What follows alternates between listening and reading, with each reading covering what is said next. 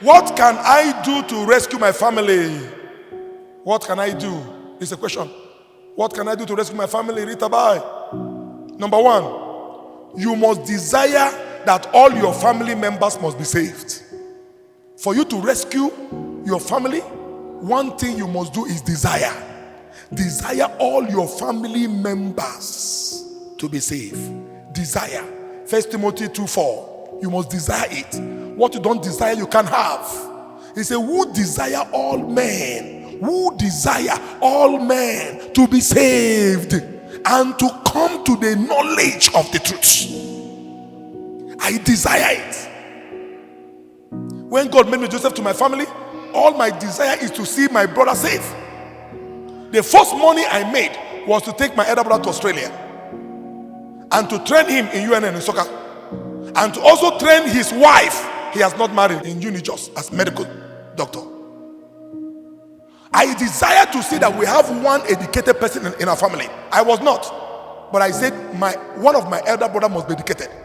Joseph doesn't desire himself, but desire his family member to be high. They are like a ladder for the family to step to the next view. Yes, sir. These are Joseph.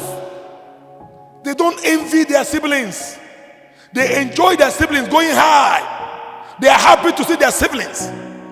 There are Joseph in every family. There are Joseph in every marriage. There's a wife, there's a Joseph, there's a husband, there's a Joseph.